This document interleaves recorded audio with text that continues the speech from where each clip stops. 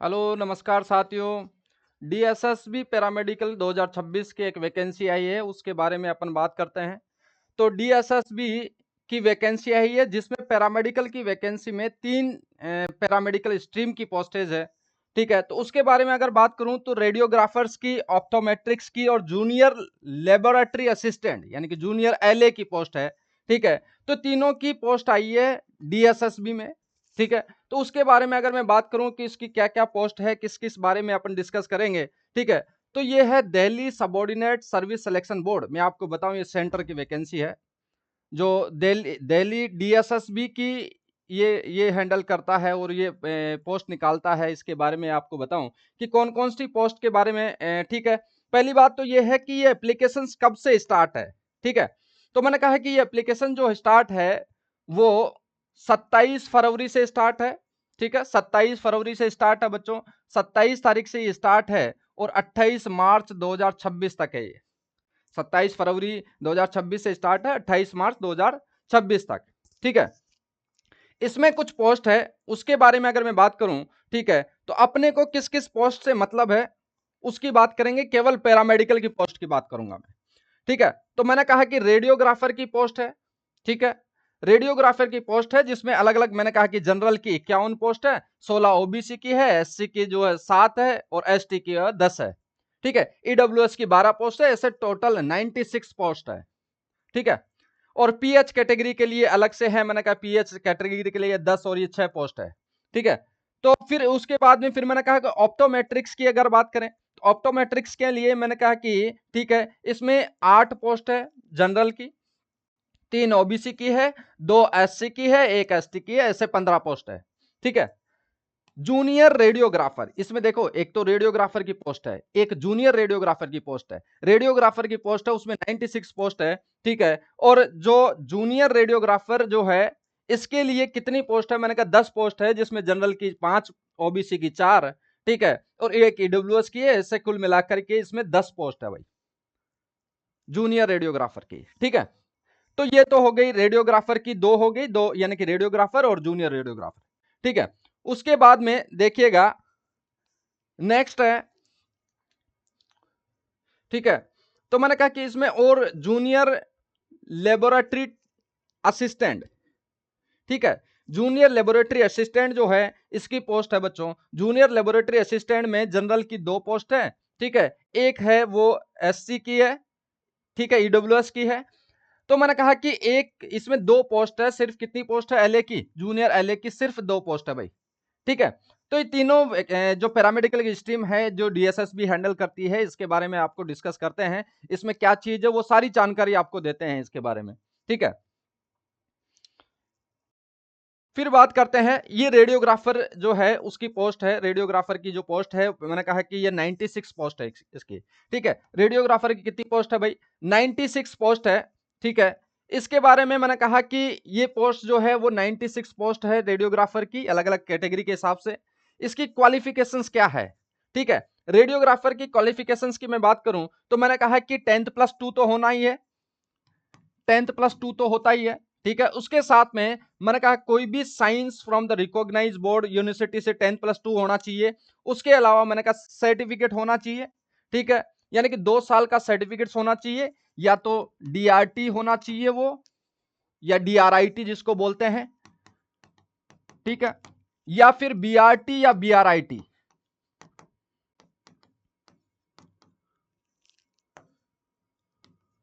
ठीक है, तो मैंने कहा कि या तो बीएससी होना चाहिए रेडियोग्राफर में, या रेडियोलॉजी टेक्नीशियन जो होता है उसमें बीएससी होना चाहिए, या फिर वो डिप्लोमा कोर्सेज होना चाहिए। ठीक है, इसमें कोई एक्सपीरियंस काउंट नहीं किया गया है, सिर्फ क्या है 10+2 और उसके पास में डिप्लोमा डिग्री कोर्स होना चाहिए। उसके बाद फिर मैं बताऊं, ठीक है, कोई एक्सपीरियंस नहीं है भाई इसमें। उसके अलावा इसकी पे स्केल भी बहुत बढ़िया है। मैंने कहा पे स्केल कितना है, 25,500 से 51,100 इसका पे स्केल, यानी कि पे लेवल कितना है, मैंने कहा 4th पे लेवल है, ग्रुप सी की वैकेंसी है ये। ठीक है, एज लिमिट की मैं बात करता हूं, मैंने कहा इसमें 18 से 27, इसमें एज लिमिट क्या है भाई, 18 से 27। एज लिमिट कितनी है? 18 से 27, लेकिन इसमें एज रिलैक्सेशन भी होता है। इसमें एज रिलैक्सेशन सारी कैटेगरीज के लिए अलग अलग है। जैसे कि मैंने कहा किसी के लिए ओबीसी के लिए 3 साल है, एसटी एससी के लिए 5 साल, किसी के 10 साल, ठीक है। ऐसे एज रिलैक्सेशन है। अगर जनरल का है तो उसकी मैं बात कर रहा हूं। जनरल के लिए 18 से 27 एज लिमिट होती है। एज रिलैक्सेशन का भी अपन बाद में डिस्कस करेंगे, ठीक है। फिर मैं बात करूं ऑप्थो की जो वैकेंसी है, ऑप्थो की वैकेंसी की पोस्ट की अगर मैं बात करूं तो टोटल कितनी पोस्ट है भाई? 15। इसमें जनरल की कितनी है? 8 जनरल की है, ओबीसी की 3 है, एससी की 2 है, 1 एसटी की है, ईडब्ल्यूएस की 1 सीट है। चूंकि सेंटर की वैकेंसी है, इसलिए भाई साहब सेंटर का कास्ट जो सर्टिफिकेट होता है वो भी होना चाहिए, ठीक है। जैसे ईडब्ल्यूएस की बात करें तो स्टेट का नहीं चलेगा, इसमें सेंटर का होना चाहिए क्योंकि सेंटर की वैकेंसी है, ठीक है। फिर बात करें इसमें क्वालिफिकेशंस क्या होगी भाई ऑप्थो के लिए। ऑप्थो के लिए क्वालिफिकेशंस की बात करें, ठीक है, तो इसमें 10th+2 ये होता है। फिर इसकी डिग्री ऑफ ऑप्टोमेट्री, यानी कि इसमें डिग्री होनी चाहिए भाई, डिग्री होना चाहिए ऑप्टो में, ऑप्टोमेट्री में डिग्री होनी चाहिए विद, ठीक है, फ्रॉम द रिकॉग्नाइज यूनिवर्सिटी से डिग्री होनी चाहिए। यानी कि डिप्लोमा वाला कोई ऑप्टो वाला बंदा इसको नहीं दे सकता, केवल डिग्री वाले बंदे इसको दे सकते हैं, ठीक है। ये फॉर्म फिल कर सकते हैं, उसके लिए कोई एक्सपीरियंस नहीं चाहिए भाई। फिर उसके बाद बात करूं पे स्केल की, रेडियोग्राफर से भी बढ़िया पे स्केल है क्योंकि इसमें डिग्री दिया गया है। रेडियोग्राफर में डिप्लोमा भी दे सकते हैं, डिग्री वाले भी दे सकते हैं। इसका पे स्केल जो है पे लेवल 5 है। सैलरी की अगर मैं बात करूं 29,200 से 92,300, ठीक है, ये इसका सैलरी का, ठीक है। ग्रुप सी की वैकेंसी है ये भी, ठीक है। इसमें एज लिमिट की मैं बात करूं 21 से 30 साल, कितनी है भाई? 21 से 30 साल एज लिमिट है, ठीक है। ये 15 पोस्ट के लिए वैकेंसी है। तो डिग्री वालों के लिए बहुत बढ़िया है कि ये पोस्ट के लिए प्रिपरेशन बढ़िया कर सकते हैं, फॉर्म फिल कर सकते हैं, सेंटर के बढ़िया जॉब है, ठीक है। नेक्स्ट है जूनियर रेडियोग्राफर की। जूनियर रेडियोग्राफर की अगर बात करें तो इसमें कितनी पोस्ट है? जनरल के लिए 5 है, ठीक है, ओबीसी के लिए 4 है, और फिर मैंने कहा कि एक ईडब्ल्यूएस के लिए, ऐसे टोटल मैंने कहा कि 10 वैकेंसी है, ठीक है। ये एक पीएच कैटेगरी के लिए, इसलिए मैंने कहा कि इसकी पोस्ट कितनी है? 10 है। इसमें क्वालिफिकेशंस क्या चाहिए वो चीज की मैं बात करता हूं। मैंने कहा इसमें क्वालिफिकेशंस क्या चाहिए? 10th+2 तो होना ही चाहिए, ठीक है। Matric with 2 year experience with dark room, यानी कि इसमें एक्सपीरियंस चाहिए कितना? 2 साल का इन डार्क रूम में। किसमें भाई? डार्क रूम में, ऑफ एक्सरेज में, ठीक है। 2 साल का एक्सपीरियंस चाहिए भाई इसको। कितना एक्सपीरियंस चाहिए? 2 साल का एक्सपीरियंस। मैंने कहा 10+2 और 2 साल का एक्सपीरियंस चाहिए, कोई डिग्री डिप्लोमा नहीं चाहिए, केवल 2 साल का अगर एक्सपीरियंस है ना, वो भी जूनियर रेडियोग्राफर की वैकेंसी में फॉर्म अप्लाई कर सकता है। बच्चों इसकी पोस्ट कितनी है? 10 पोस्ट है, ठीक है। अच्छा, मैंने कहा कि इसकी एज लिमिट कितनी है, तो ये है एज लिमिट 18 से 32 साल, ये एज लिमिट है भाई, ठीक है। सैलरी है 21,700 से ठीक है 69,100। पे स्केल इसका मैंने कहा कि पे लेवल 3 है, ग्रुप सी की वैकेंसी है, ठीक है। तो ये भी सही वैकेंसी है, अच्छी वैकेंसी है, ठीक है। तो मैंने कहा 10 पोस्ट है इसके लिए, और सिर्फ 12th होनी चाहिए, और एक्सपीरियंस होना चाहिए डार्क रूम का कम से कम 3 साल का, ठीक है। उसके बाद देखिएगा जूनियर एलए की, लेबोरेटरी असिस्टेंट की वैकेंसी है जूनियर एलए की, ठीक है। तो मैंने कहा कि एक जनरल की और मैंने कहा कि एक एसटी की, 2 पोस्ट है इसके लिए, 2 इसके लिए पोस्ट है। क्वालिफिकेशंस क्या चाहिए? मैंने कहा इसके लिए क्वालिफिकेशन जो है, ठीक है, वो 10th+2 चाहिए, 12वीं होनी चाहिए। दूसरी बात यह है कि इसको एक्सपीरियंस चाहिए कितने साल का? मैंने कहा 3 ईयर एक्सपीरियंस। एक्सपीरियंस कितना भाई? 3 year in laboratory work, laboratory, ठीक है, लेबोरेटरी वर्क का एक्सपीरियंस चाहिए कितने साल का? मैंने कहा भाई साहब 3 साल का इसको एक्सपीरियंस होना चाहिए। समझ में आया क्या? 3 साल का एक्सपीरियंस होना चाहिए, या फिर या तो यह होना चाहिए, दूसरी बात यह है कि या फिर क्या होना चाहिए, ठीक है, एक बार देखना, या फिर क्या होना चाहिए, ठीक है, या फिर degree in science from the recognise university, यानी कि साइंस में डिग्री होनी चाहिए, यानी कि या तो ये होना चाहिए, ठीक है, या फिर डिग्री होनी चाहिए साइंस में,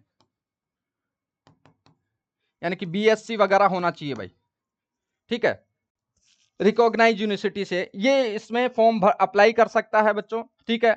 एक्सपीरियंस अगर है उसके पास में 12 प्लस 3 ईयर एक्सपीरियंस है लेबोरेटरी, तो वो इसके लिए एलिजिबल है। अगर बीएससी है तो वो इसके लिए एलिजिबल है, ठीक है। ये ग्रुप पे लेवल 2 की वैकेंसी है, ठीक है। सैलरी जो होता है 19,900 से 63,200, ये सैलरी का लेवल है।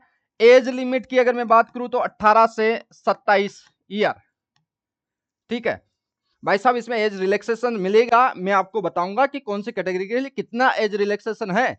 जो ये बता रहा हूं उससे कम कर लेना, ठीक है। ज्यादा होता है एज रिलैक्सेशन, किस तरह से होता है, कैटेगरीज वाइज होता है वो। फिर बात करते हैं इसको कैसे अप्लाई करना है। मैंने कहा ये साइट है, ठीक है, डीएसएसबी की जो साइट है वहां से आप अप्लाई कर सकते हैं भाई। उसके अलावा फिर बात करते हैं कि इसका एप्लीकेशन फीस कितनी है। मैंने कहा भाई साहब इसकी एप्लीकेशन फीस कितनी है भाई, 100 रुपए एप्लीकेशन फीस है। लेकिन 100 रुपए एप्लीकेशन फीस है, लेकिन किसके लिए नहीं है, किसके लिए नहीं है, ठीक है, वुमन कैंडिडेट्स, फीमेल के लिए, ठीक है, फीमेल के लिए कैंडिडेट्स, जो फीमेल के लिए है, that candidates that is belonging to schedule caste और शेड्यूल ट्राइब, या ठीक है एससी एसटी और पीएच वाले, फिजिकल हैंडीकैप्ड, ठीक है। इनके लिए क्या है बच्चों, इनके लिए कोई भी फीस पेबल नहीं है, ठीक है, इनकी फीस नहीं लगेगी भाई, ठीक है बच्चों। उसके बाद में फिर बात करते हैं एग्जाम पैटर्न किस तरह से रहने वाला है, ये इंपॉर्टेंट है। इसमें एग्जाम किस तरह से रहने वाला है, जितनी भी पैरामेडिकल की वैकेंसी है जो मैंने बात करी, रेडियोग्राफर की, उसका सब कोड सेम है, सबका कोड अलग अलग है, लेकिन सारे कोड्स जो पैरामेडिकल की वैकेंसी के लिए सबके लिए सेम पैटर्न है।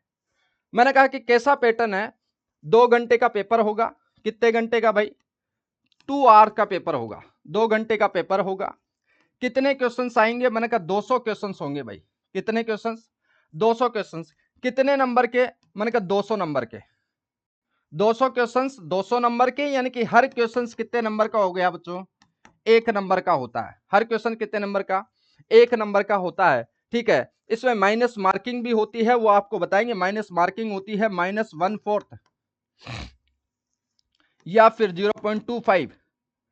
हर क्वेश्चन, अगर एक क्वेश्चन गलत होता है तो उसके नंबर कितने काटे जाएंगे, 1/4 नंबर काट लिए जाएंगे, 0.25 नंबर काटे जाएंगे, ठीक है। मैंने कहा भाई 200 क्वेश्चंस 200 नंबर का पेपर होता है, ठीक है। अब बात करते हैं कि 200 नंबर का पेपर होता है, ठीक है। तो भाई साहब इसमें 200 नंबर का पेपर होता है, तो भाई साहब ये 200 में से 100 नंबर के रीजनिंग, मैथ, जीके, ठीक है, English, Hindi language, numerical ability, ठीक है, अरिथमेटिक, ये सारी चीजें किसमें आएगी, ये 100 नंबर में। बाकी 100 नंबर का आपका सब्जेक्ट पेपर होता है बच्चों, ये सब्जेक्ट पेपर होगा। 100 नंबर में ये सारी चीजें आएगी। कौन कौन सी, मन का जनरल अवेयरनेस, 20 नंबर की जनरल अवेयरनेस होगी, 20 नंबर की जनरल इंटेलिजेंस और रीजनिंग, ठीक है, 20 नंबर की होगी अरिथमेटिक और न्यूमेरिकल वैल्यूज, ठीक है, 20 नंबर का होगा हिंदी लैंग्वेज का टेस्ट होता है, ठीक है। और मैंने कहा इंग्लिश जो होती है, हिंदी इंग्लिश जो होती है 20-20 नंबर की। इस तरह से ये कितना, मैंने कहा 100 नंबर का मार्जिन होता है, किसके लिए, इन सारे सब्जेक्ट्स के लिए। और 100 नंबर का मार्जिन होता है आपके सब्जेक्ट्स के क्वेश्चंस पूछे जाएंगे, एमसीक्यूज, ठीक है। अच्छा आपको मैं बताऊं, ये सीबीटी बेस्ड टेस्ट होगा, यानी कि कंप्यूटर बेस्ड टेस्ट होता है, ठीक है। तो ये हो गया। उसके बाद में फिर मैं बात करता हूं डीएसएसबी में नेगेटिव मार्किंग की बात करी मैंने, कि नेगेटिव मार्किंग के लिए कितने नंबर। भाई साहब इसमें नेगेटिव मार्किंग के लिए मैंने कहा 1/4 माइनस होंगे नेगेटिव मार्किंग के लिए, ठीक है, नेगेटिव मार्किंग होती है। फिर मैंने कहा कि एग्जामिनेशन विल बी बाइलिंगुअल, यानी कि हिंदी और इंग्लिश दोनों में पूछा जाएगा, दोनों में पेपर आएगा, ठीक है। तो हिंदी और इंग्लिश दोनों में पेपर आता है भैया, ठीक है। फिर बात करते हैं कि ये कौन सा टेस्ट होगा। फिर मैंने कहा कि ये कंप्यूटर बेस्ड एग्जामिनेशन होता है, सीबीटी बेस्ड एग्जामिनेशन होगा। तो कंप्यूटर बेस्ड एग्जामिनेशन होता है, 200 नंबर के पेपर आता है, 200 नंबर का 200 क्वेश्चन आएंगे, 100 नंबर ठीक है, इंग्लिश, मैथ, जीके, रीजनिंग, ये सारी सब्जेक्ट्स आएगी 100 नंबर में। 100 नंबर आपका सब्जेक्ट पेपर होगा, ठीक है। माइनस मार्किंग जो होगी -1/4 होती है। कंप्यूटर बेस्ड एग्जाम होता है ये। अच्छा, मैंने कहा कि इसके लिए क्वालिफाइंग मार्क्स भी डिसाइड करे गए हैं, क्वालिफाइंग करना होगा आपको, ठीक है। क्वालिफाई करने के लिए कितने नंबर, मैंने कहा जनरल के लिए कितने चाहिए भाई, 40%। मैंने कहा ओबीसी के लिए कितना चाहिए, 35% चाहिए होंगे भाई, ठीक है। 40% का मतलब समझते हो आप, 80 नंबर तो आपको लाने पड़ेंगे। ओबीसी को 35, इसको 70 नंबर लाने पड़ेंगे, ठीक है। और मैंने कहा एसटी एससी और पीएच यानी कि फिजिकल हैंडीकैप जो पर्सन होते हैं उसको 30% नंबर लाने पड़ेंगे। इसका मतलब 200 का 30% कितना हो गया भाई, ठीक है, 60 नंबर इसको लाने पड़ेंगे। तो ये क्वालिफाइंग मार्क्स है भाई, इतने तो लाने पड़ेंगे तभी आप क्वालिफाई कर पाओगे आगे, ठीक है।